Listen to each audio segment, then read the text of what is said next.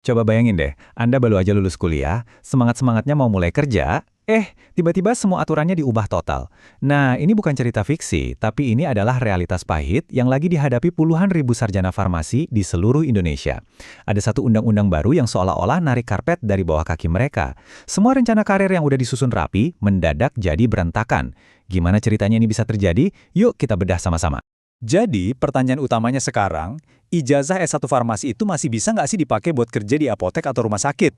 Dulu, jawabannya jelas, bisa. Tapi sekarang, ceritanya jadi jauh lebih rumit. Mari kita telusuri bareng-bareng kenapa. Oke, ini dia peta perjalanan kita. Kita mulai dari jalan yang lama, terus kita lihat ada titik balik perubahan, lalu kita hadapi realitas yang baru, kita pahami juga hambatan pendidikannya, dan yang terpenting kita cari jalan ke depan. Siap? Ayo kita mulai. Sebelum kita lebih jauh, ada dua istilah yang wajib kita ngerti. Pertama, STR.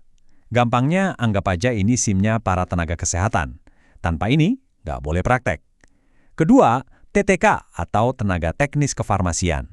Nah, ini adalah posisi yang dulunya banyak diisi oleh sarjana farmasi. Ingat ya, dua hal ini, karena semua drama ini berpusat di sini. Oke, kita putar waktu sebentar. Dulu, nasib lulusan S1 farmasi itu bisa dibilang lurus dan mulus. Aturannya jelas, langkahnya pasti, dan semua orang tahu persis apa yang harus dilakuin buat memulai karir mereka di Faskes.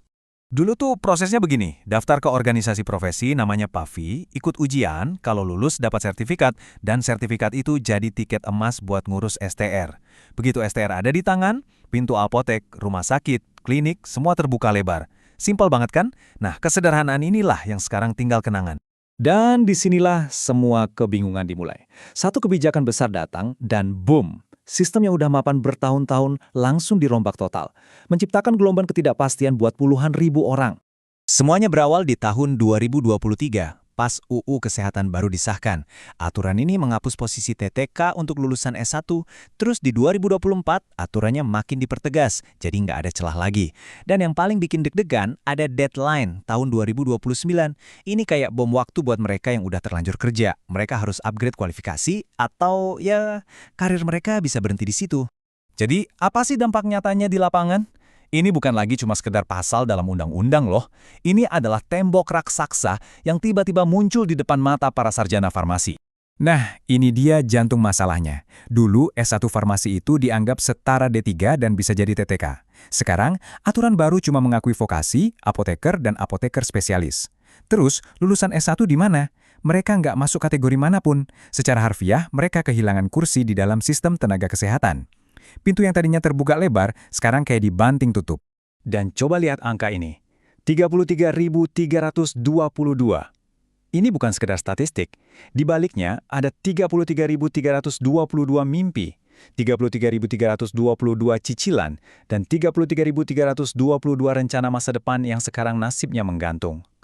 Ini adalah krisis personal dalam skala yang masif.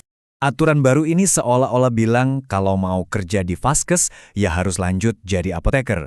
Kedengarannya simpel kan? Tunggu dulu. Kenyataannya ada rintangan super besar yang menghalangi jalan ke sana. Kita sebut saja ini hambatan pendidikan. Nah, ini dia gambaran masalahnya. Coba bayangkan ada 300 bus yang nganterin penumpang ke satu terminal. Tapi di terminal itu, bus lanjutannya cuma ada 63. Kebayang nggak sih berapa ribu orang yang bakal terlantar? Itulah yang terjadi di sini. Ada hampir 300 prodi S1 farmasi, tapi prodi profesi apotekernya cuma 63. Secara matematis, ini nggak nyambung. Pertanyaan dari seorang mahasiswa ini jujur ngena banget. Ini mewakili kecemasan ribuan orang. Masalahnya bukan cuma soal kursi yang terbatas, tapi juga soal biaya. Lanjut ke profesi itu butuh dana yang nggak sedikit, dan ini jadi tantangan nyata buat banyak lulusan. Jadi, dengan pintu praktek yang makin sempit, terus gimana dong? Apa ini akhir dari segalanya? Tentu aja enggak. Ini justru jadi momen buat melihat ke arah yang beda, buat menemukan peluang-peluang baru yang mungkin selama ini nggak kelihatan. Kabar baiknya, dunia farmasi itu luas banget. Lulusan S1 justru sangat-sangat dibutuhkan di balik layar.